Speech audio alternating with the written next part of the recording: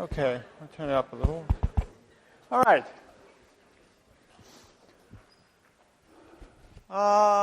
Good. Well, hello, I'm Paul Hilfinger. This is CS61B Destination Check. If this isn't your destination, then I don't know. Look at Telebears or something and find out where you're supposed to be. So this course we're doing, or this particular offering of CS61B, is different from what we've done before. We have two instructors, myself and Josh Hugg, a new instructor with ECS. These are separate lectures, but everything else will be the same. So you get the same discussion. You'll have the same set of TAs, the same discussion sections, the same set of labs and everything. So you get the best of all worlds, we hope. Now, there are waiting lists, and we'll be moving people out of them as space permits. I notice we do have some empty seats here. We are thinking of adding some more discussion. I think we're going to add some more discussion and lab sections, so those of you who are waiting because of lab sections and so forth might wait a little longer, and when they get scheduled, you can move yourself around. Until then, everyone, and this includes concurrent enrollment students, please just pretend that you're in the course and attend some discussion or lab session into which you can best fit. And yes, things will be crowded and hectic the first week, but we hope that we can get all of that straightened out and everything will be fine. This year, we're experimenting with electronic distribution of your account forms. So instead of the old paper forms, you'll be able to sign up online with your CalNet ID. Now, some of you don't have CalNet IDs, which would be the concurrent enrollment students and people who have had some sort of major administrative disaster or something or other with, I don't know, but most of you should have them, and so you'll be able to get a form. Those of you who don't should contact me about that, and I will issue you a sort of a temporary credential. There shouldn't be too many of you. If there are, then something's gone terribly wrong, and we'll have to do something else. When you have registered, you'll be able to take this little survey of your preparation and background and so forth that we'd like to do, and we'll ask you to. So if you could just do that, we'd appreciate it. And also make sure that logging in remotely is going to work. Now, I haven't put this on the slide, but for your information, we are planning to provide you with virtual images of the Ubuntu system that we use on instructional labs. So that means that you will be able to run on your Windows or Mac a virtual machine, a virtual box machine, that basically allows you to have what we have something that looks like what we have in the laboratory. And that will include, assuming we can get this working properly, that will include the things for submitting homeworks and all the rest of it that we have there. So that should be helpful to you, I hope. We do use Piazza in this course. Oh wait, I think that's later. Okay. So in the meantime, be patient. We'll get these things worked out and available to you, and we hope that works well. We'll see how well the virtual solution works on this class anyway. So we are using Piazza for online notices. So please go to you can go to this, even now, even though the CS61B webpage is under construction, you can get a link to Piazza from it, or you can use whatever link you have. Be sure you go to the fall 2014 CS61B course and sign up for, get yourself registered and so forth. We have a few notices up there already. They will be useful to you. Now, let's see, what else? There is a general course information page. This isn't quite available. There are two versions, one for me and one for Josh. They're not quite entirely ready, but when they are, which will be soon, please consult them about other details about this course, and including the details on collaboration policy and so forth, which are important. We assume that you have read this information, whether you have or not, and we will hold you to it. That's not very nice, but that's the way it is. All right, so administrative questions that you might have? Yes? Do we know the days of the midterm? I haven't set them yet. We'll be setting them soon. We're still debating whether this is going to be in-class midterms or evening midterms. There are various scheduling problems involved, but we'll get that up as soon as possible. I think we're supposed to get that up the first or second week or something like that, so we'll try that. Anything else? Really? Okay, fine. Now, there will be some readers that are available online, and they're available now online, in fact, through the web page. However, some people like to have paper, and because, well, for one thing, we don't let you do browsing during tests, so sometimes it's useful to have paper if you don't have it all internalized. Other people would prefer to rely on their own notes or something like that, or are content with the textbook. You probably won't need, I suspect you won't really need the hard copies of the readers if you need them for tests much before the second test, but it might be nice to know. So what I'd like to do now is ask you, just get a feeling now of, because we have to tell the people at the copy store how many to get. So getting a reader is optional, but if you had the chance to have paper versions of the online readers, how many of you would probably opt to get the paper versions? You do have to pay for them. How many would not? Okay, I'm guessing around 3. All right, so most of you probably. Good, thank you. All right, so the textbook, as it says here, is Head First Java.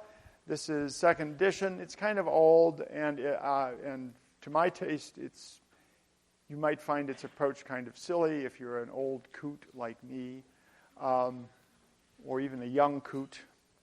But it does have most of the material that we really concentrate on in this course. You won't find any details of Java 7 or 8 in it, but that's probably, we can probably get away with that in any case. No particular problem. Now,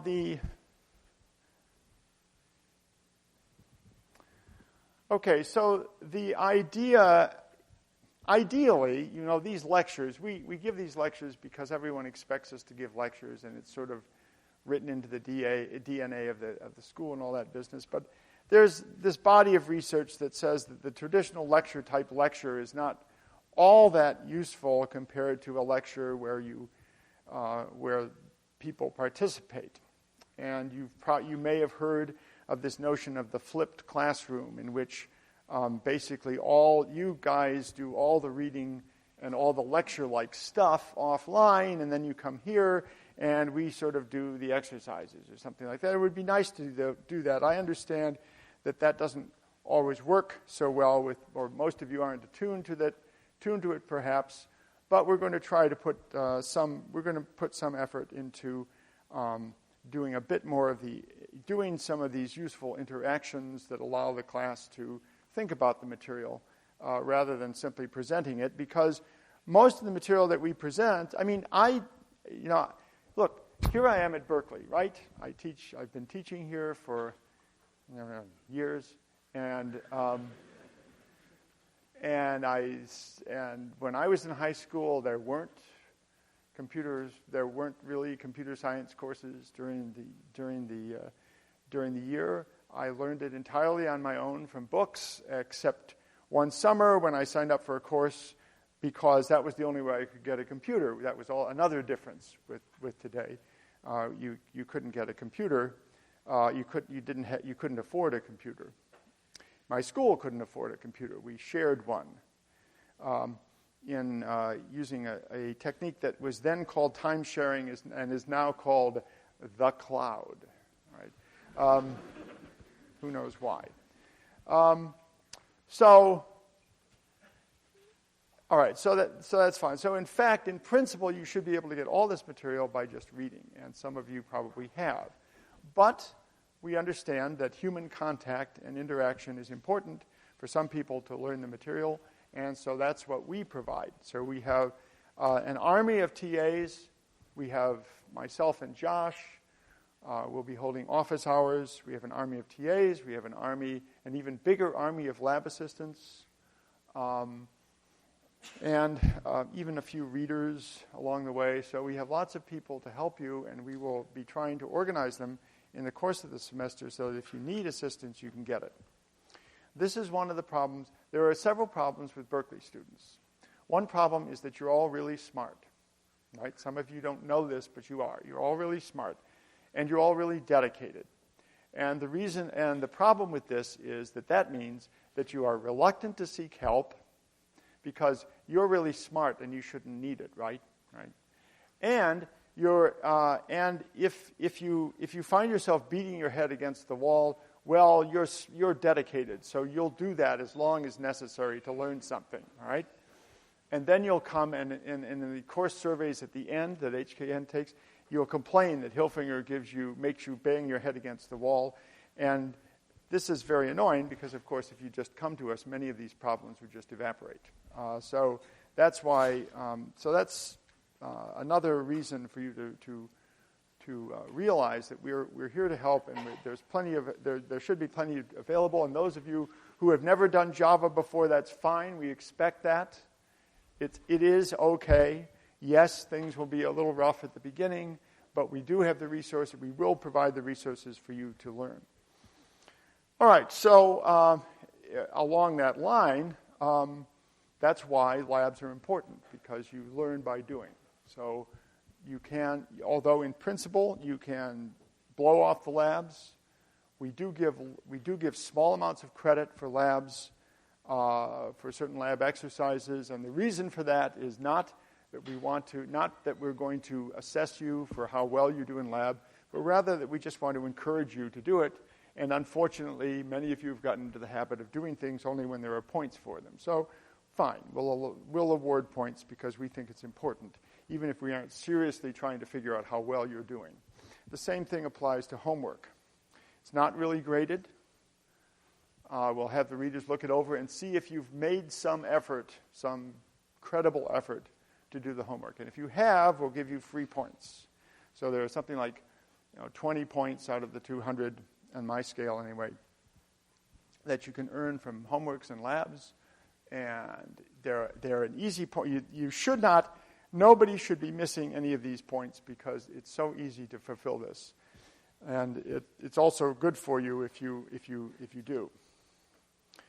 Now, certainly the way that I teach this course, the place where you learn, the place where you do the most work, are the projects. There are 4 of them. Label numbered 0 through 3. The first one is kind of a finger exercise, little fun.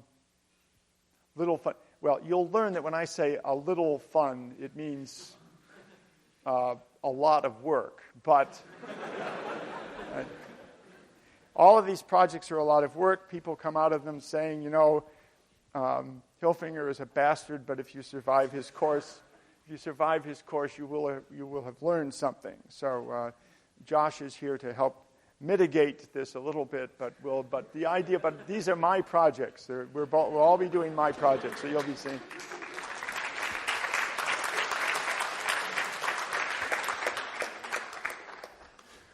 Yeah. My brother got a big kick out of reading the comments about me on Rate Your Professor. All right, now tools. We use various tools in the course of during this course. editors, debuggers, version control systems, and all of that. Now, I don't really care which editor you use, be it Emacs, Eclipse, Sublime, just so long as, but you really do have to master it. Please don't be one of these students who is always using, what is some generic text thing and always getting, having to do lots of work just to do any sort of edit. If you know how to use your editor properly, you'll find that it's all very fast and you'll save yourself a lot of time. Debugger is particularly important. I have a version, Eclipse has a debugger for Java built into it. I have a version called GJDB, which you can run from Emacs or from the command line. Learn how to use these things. I personally don't find myself being very sympathetic to somebody who comes to me and says, my program doesn't work. And I said, oh, well, okay, where does it stop? I don't know. Okay, well, when it stops there, why does it stop wherever it stops? I have no idea. The debuggers find these things out for you, and they will save you a great deal of time. So if you come to the end of this course and the only thing you know about debugging is putting print line statements into your program, then I will have failed, and I will be very disappointed in you if you do that. So don't do that. Okay. So try to learn these things. SVN is the version control system that we use. My TAs and co-instructor would like to move to Git someday, but I find that students can shoot themselves in the foot very easily with SVN, and with Git, well, you can take out your entire lower half of your body with one command with Git. So we will be, but we do want you to master this, not just because it's the way that we're doing homework submissions, and it's a way also that we can keep track of how well you're doing on projects, how your project progress is on projects, but also because version control is a tool that's used in the real world. It's used very heavily and extensively in the real world, and you might as well learn how to use it now. So you'll hear more about this later, but just for now, the message to take away from this is all of these tools that we make you use or have you used during the course of the semester, they are important, and we are entitled to ask questions about them on the test and all that sort of thing. So here's basically the breakdown of the other stuff. Tests about 45%, projects 45%, and homeworks the remaining 10%. Things might get tweaked, but that's my current breakdown. So that means you can excel on tests. You want to do well on tests. You want to do well on projects. People on my tests, at least, people tend to do better on projects than on tests. But I have the grade scale set up, or I adjust the grade scale halfway through or something, so that I'm pretty sure that the people who should be getting A's get A's, and the people who shouldn't aren't.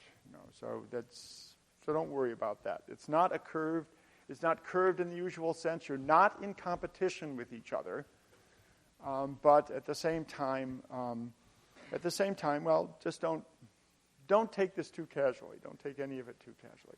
And if as a result of all this, you find yourself stressed out, please come to our office hours. Please avail yourself of our help and that of your fellow students. I don't mean cheating, of course, copying stuff. I mean, your form study groups. Please form study groups, especially if you're feeling at all insecure about this course. They're very useful. But many people call this a Java course. It is the curse of introductory programming courses that they get labeled with the programming language that they're teaching. So for years, people called CS61 the Scheme course when we were using Scheme. It used to drive Brian Harvey up the wall. No, this is not a Scheme course. It is a programming course. And the same with the new 61A with Python. Say it's not a Python course, it's a programming course. And this is also a programming course. Yes, you use Java, but that's because if you're going to do anything real, you have to have a real programming language. And so this is the one. This is Java is declining in use in the real world. I mean, Android uses it, for example. Microsoft decided it wasn't good enough for them and invented their own sort of, they went off on a tangent from Java to make C#. And of course, there's still a lot of people who use C. Nevertheless, Java is representative of another class of programming language. Python is what we call a dynamically typed, it's called a scripting language, whatever that means. It's a programming language that's dynamically typed. Java is what we call statically typed, and you'll see what that means over the course of the semester. It's a different style and flavor. It's basically in the same family as a bunch of other programming languages, C, C++, and many languages that went before, the Algol family it's called. So that will be the idea in our sequence of courses, is that we start at a fairly high level with Python. You do Java, you see this sort of standard production type programming language. And then in 61C, we introduce you to more machine level stuff so that you've actually seen, by the time you get through the sequence, you've seen the whole spectrum of programming languages and programming language levels. So what you'll be doing, what you should do in subsequent courses and between this course and CS61A, is look for the connections, look for the things that are the same. In the 1980s, the Department of Defense, I guess the accountants or somebody at the Department of Defense, finally woke up and said, you know, we appear, through our various contractors and subcontractors, to be supporting something on the order of 600 programming languages and programming languages dialects. Surely this is somewhat excessive. And so they made this fiat where they basically chopped the number down to about 5, and they added one new language, now called Ada, for filling in the cracks or something like that. And this worked. I mean, this didn't cause a complete chaos for the simple reason that these programming languages were all very, very similar. And that's the case here. You get a new programming language. I get a new programming language. What's the first thing I do? I say, well, how do I do functions and procedures? How do I do program? Or how do I do the main program? What is a main program? How do I build data structures? And how do I do conditional evaluation? Do this in this, if this is true, do that if that is true. How do I do loops? And all of those, because I know those things will be in this programming language somewhere, and I just have to look for them.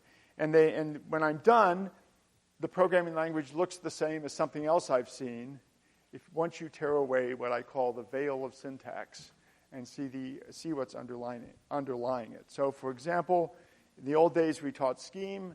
The differences between Scheme and Java are actually quite small once you get past the syntax. And actually the same is true to a large extent between Java and Python. All right, so we have a homework 0. It's going to be up. It's not quite there yet. We're, as I say, the pages are still under construction. There's a homework 0, which is due the night before the next lecture. The next lecture will be on Wednesday. Remember, Monday is a holiday. You don't have to come to class. You can come to class if you want and sit here in this room, and it'll be nice and quiet, and you can sleep, but you probably don't want to do that. You probably have better things to do. So homework number 0, this is basically a get you up to speed for the material that we will then sort of review in the first lecture. That's the idea, that you have already seen the material before we get to a lecture on it. And that involves, homework 0 says do the reading, chapter 1 of Head First Java, the textbook. And please take a look at this. I have a few books on the. There's also an online reference that has a few things that you might also find useful that you can read ahead of time as well. Okay, so this is mostly an overview of Java's features. I'll start for real on Wednesday, and also when you're doing the reading, especially now the two online references. Especially the books, that this is mostly stuff that I wrote.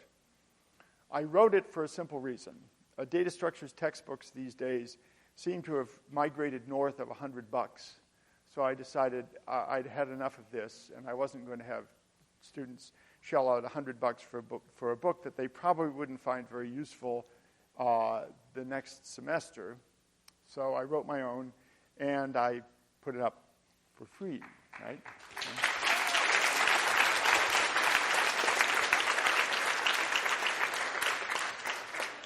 So that means that there might be errors in it. Well, there might be errors in your regular textbook. I might have put them there deliberately. In fact, if you send me an error, I'll tell you, yes, I'm glad you found that. Good for you. I was hoping that somebody would find that error. Don't you believe it? It probably is a real error.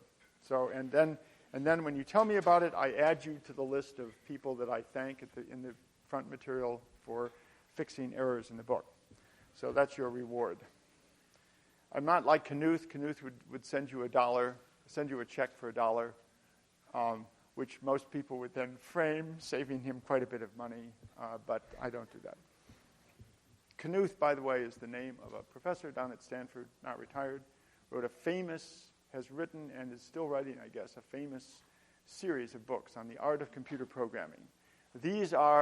You can use these as data structure textbooks and other textbooks, and they are one of the few books that you can buy and you will return to time and time again. You can actually reuse them, so they're worth the enormous price that they cost. Now, every semester I have a few acronyms to give you. DBC, don't be clueless. All right? There is a great temptation when we give you a tool or something like that. We give you whatever, an editor, a version control system, a program, and it will have a bunch of stuff. It's either been built for you, it has a bunch of stuff in it, and you use a command that's in the documentation, you say the magic words, and you get an error message, and you say, oh, that's interesting, I guess I'm supposed to get an error message. Oh, cool. And then you have no idea what it means. It probably hasn't done what you want, or maybe it did and just gave you an error message because it felt like it. You have no idea what's really going on, okay? Civilians, which means, in this context, means people who are not computer scientists. Civilians sort of expect that sort of thing. That's the way software is. Everything's gone downhill as far as quality is concerned, but for them it's okay. It's excusable because, after all, the civilians are not really interested in writing programs and understanding programs. They want the things that the programs do. So, if you're an auto mechanic and your car breaks down, oh, wonderful, I get a chance to work on my car. If you're a civilian and your car breaks down, you say, my car's broken down. Some idiot of a mechanic has done a bad job. So remember, we're the idiots of mechanics. So we're supposed to know what we're doing, and the rest of the world, so that the rest of the world doesn't have to. So don't be clueless. When you understand be curious about the things that we give you, the materials that we give you. Understand how they work. When we give you a skeleton for a project, understand every piece of it. Feel as if you had written it yourself. That's not your highest priority thing, maybe, but it's something you should do because you learn quite a bit by reading other people's code, including mine. RTFM, some of you are probably familiar with this excuse me. I get dry after these things. Are probably familiar with this acronym. It stands for Read the Manual.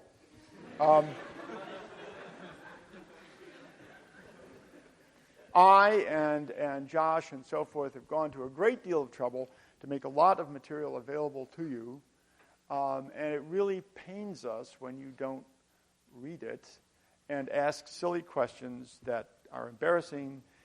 And, some of your classmates, this will be on Piazza, you ask these questions on Piazza, some of your classmates are still young, immature, teenage types who tend to give troll-like answers when you ask stupid questions, okay? So beware. If you read the manual, they will generally respond with an acronym like that. If you read the manual, you can avoid this kind of embarrassment. And also, you can actually find out the answers to your questions, which is even better. All right, I'm going to, since you haven't read anything about Java, I'm not going to really do any real Java this first lecture, but I did think that we should start with the obligatory first program. Now, when I say the first, I mean the first program. This is the first program no matter what you do. In fact, even if you aren't writing programming language, if you write a system, the traditional very first thing that the thing does is to get to the stage where it can print "Hello World." Okay, so that's why I call this the first program. So here is the first program rendered in Java. In Python, you may remember. Who remembers what this is in Python? Print, parenthesis, quote, "Hello World." Yes, right. In Java, as you can see, it tends to be a little bit more verbose. Well, we'll find out what this is all about later. But let's take a look at this piece by piece, and then when you get to the reading, you'll see what this is all about. Everything in Java, as a simplification over previous languages, the Java people said, we will put everything in things called classes. So we'll divide the world into classes, and we'll put everything in. These have various names. They are called, they can be called packages. They can be called types. They can be called modules. In Java, these things serve all of those various purposes. Basically, what's in here is a collection of definitions, and that are collected under collected and referenceable under a given name. In this case, hello. So this is the hello class. This particular class, we can, as we'll see later, you can use classes for defining data types, data structures. But this particular class, its only purpose is to enclose a single procedure. This is just like a Python def. And this procedure is defined as you see here. We first of all have these two. You see the word public here and here. This is a word that says who else in the universe, who else in the program is able to see this particular definition. And public basically means everybody can see it. So the word static here, you can read this as being ordinary. In other words, in Python, this is a static procedure. In Java is what in Python is just a plain old function, a def. Void means, this is what I meant when I said Java was statically typed. And statically typed is programming language terminology. It means that everything in every variable in Java has a type which tells you what kinds of values it can contain. Every procedure has a bunch of arguments that, like args here, that have types. And they also have a little thing out here in front which tells what kind of value you can expect to come back from them. Void means this thing doesn't produce a value. It does nothing. So in Python, you don't say that. Your procedure can always return anything. But here in Java, we say specifically we return void. In fact, in Python, you can't have a procedure that returns nothing. They always return something, but but one of the things they can return is none, which serves the same purpose. All right, so we have a procedure. Its name is main, and it takes a bunch of arguments. This notation here, string ... you'll see this in C also, in modern C and C++. It means one or more arguments, each of which is a thing called a string. So again, that means, args is basically an array, a list in Python terminology of strings. And these are the strings, I'll explain that in a moment. And then the body of this particular one is that all I do is I execute the procedure I execute the procedure println, which means print, and then go to the next line. So I print this particular string, and you'll notice this junk out in front, system.out.println. The dot notation you'll see throughout Java. Let me read this out. Let me read this. The println function that is defined in the variable out, right, which is provided inside the variable out, or applied to the variable out, which is defined inside the class system. So this dot sort of means the thing named whatever's on the right that is defined in or contained in the thing on the left. So it's a qualifying sort of notation. And we'll see that it means several subtly different things, but we'll see this notation, this dot notation, used repeatedly in the Java world. So this particular, by convention, a particular procedure that is defined as public static void main or static void main and has a list of strings as arguments is what is called a main procedure, which means it's the procedure that gets called when from your operating system, your command shell or whatever, or your GUI, you say run this program. What gets run is what gets called is this particular function, and this list of strings is whatever you put on the command line as arguments. So when in Unix you say something like, say grep x in name of file, then x and name of file are the two arguments. So we'll see this again as we do more programs. Okay, so that's all the Java I'm going to do today, just to give you a little taste. Now I have a paid political advertisement. The Berkeley Programming Contest will be coming up this year. If we win the regional contest, so the Berkeley local programming contest is for picking a team to go to the regional contest. The regional contest, which is in November, if our team wins it, they get to go to the international contest, which is, I don't remember where that is next year. This year it was in Russia, which is kind of fun. It's been in China, it's been in Hungary, it's been in Canada, it's been all over the place. So it's a great opportunity to have fun solving problems and also to see distant places. Okay, yes, okay, fine. So that should be it for today. Please watch as stuff becomes available on the website. Please be prepared to sign up for sections and so for accounts.